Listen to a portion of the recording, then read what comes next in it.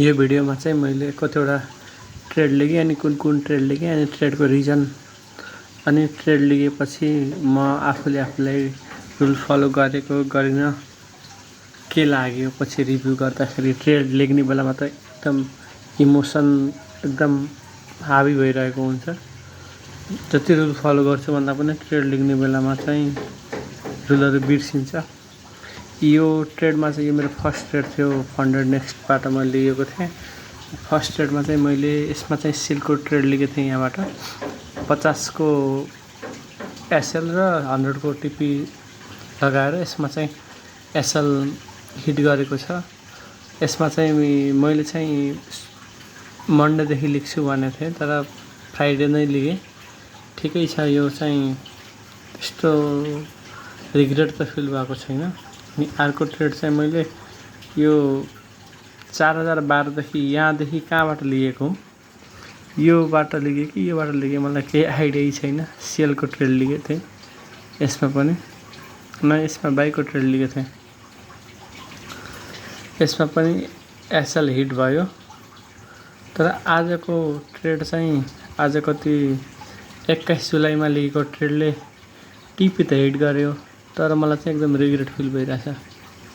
किनभने मैले फुल टिपीसम्म होल्ड गर्न सकिनँ। मैले दिउँसो कति बजे लिएको थिएँ भन्दाखेरि यो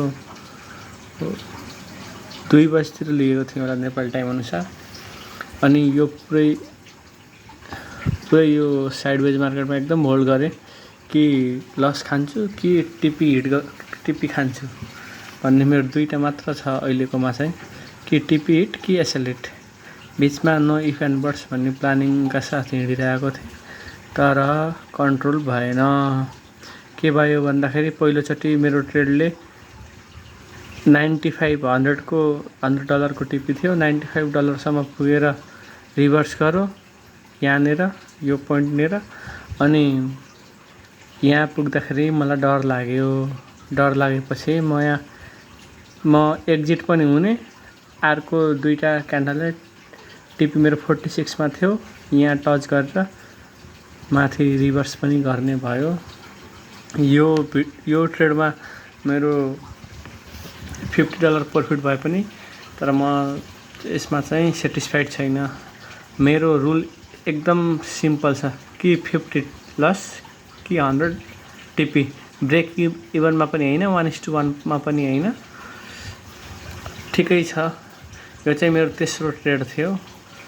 खासै नराम्रो पनि भन्न मिल्दैन। ठिकै भइरहेछ। अझै राम्रोसँग रुल फलो गर्नुपर्छ। Okay by.